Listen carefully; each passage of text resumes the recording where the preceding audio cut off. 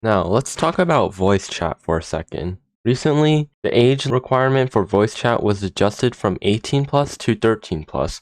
Now, this is a really good adjustment. Most games out there, especially FPSs, have already a 13 plus age requirement of some sort, and they have a voice chat.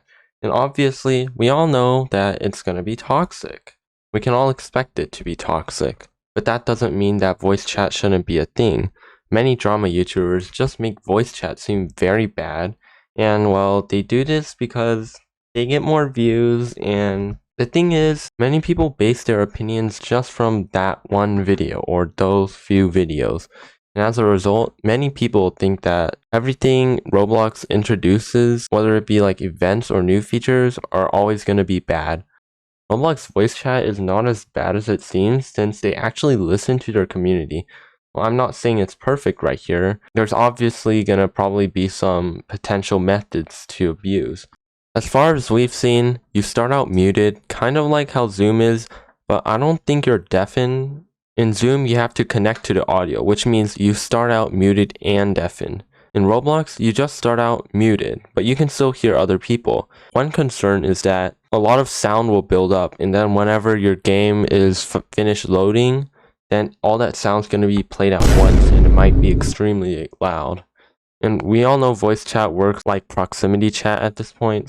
What we've seen from Flamingo's video and a lot of other YouTubers is that you can mute people, so you don't have to hear them. Let's say you're playing an FPS game and someone thinks you're a hacker, or they're just saying like, you're bad, you're trash, dude. And then obviously you can just mute them right there. That's a really good feature. And also, if someone's just blasting music into their mic or just creating really loud noises, you can mute them and then you won't have to listen to them. Now, obviously, if someone's being offensive and you don't really like what they're saying, you can just mute them. It's not really a big deal. You don't have to really complain that much about that. But one concern is that in order to mute people, I think you have to click on the person's chat bubble. If that's the case, then people might abuse it just by like standing behind a wall or just jumping around so that you can't mute them.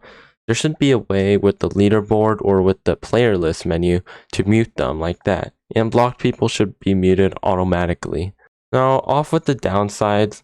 The upsides is obviously that it's easier to communicate in team games, especially in Tower Defense Simulator. Now, in this game, you get a team of up to 4 people usually. You place down towers and try to beat the waves. In the hardcore mode in Tower Defense Simulator, you have to have extremely good teamwork. Voice chat can make this all easier. You'll have immediate response and you don't have to stop and type. You can just keep doing whatever you're doing with your mouse and keyboard, and then you can just talk through a microphone. And also, you can get people's attention. What happens if one person's chat is closed? Then they won't be able to see you. But if they have voice chat on, they will be able to hear you. And like I said at the start, you start out not deafened, which means you can get their attention. Another example for a team game is Vesteria. In Vesteria, there's this one dungeon. There's a few dungeons in Vesteria, but what makes voice chat really useful for them is that you can tell people, oh, you can do this thing, you can do that thing. I will clear this area of the room, and you can clear that area, so that you can obviously complete the dungeon faster and just make it more optimized. And of course, in roleplay games, what is roleplay without voice chat? It's definitely going to be praised in my opinion, except for trollers, but you can block them. One thing that I hope for devs is that they have some better functions for voice chat that allow them to make it so certain people can only hear each other. Kind of like this team can hear their team and the other team can only hear that team. With that, you can tell your teammates information that would otherwise be bad for you if the other team knew about it. Another thing to consider is that, like I said before, when you first join the server, voice chat should be inactive, which means you are muted and deafened. And then there should be a way to leave and join voice chat so that if you don't want to hear all the noise, then you can just leave the voice chat and then you won't have to. And then you can get some silence. I don't know when you would want that, but yes. Finally, we can talk about some vulnerabilities. First of all, there's going to be trollers and there might be some exploits that people can use to blast really, really loud stuff. In that case, it would be very important to have some sort of deafen feature to mute everyone. Also, there's obviously just going to be a ton of toxicity.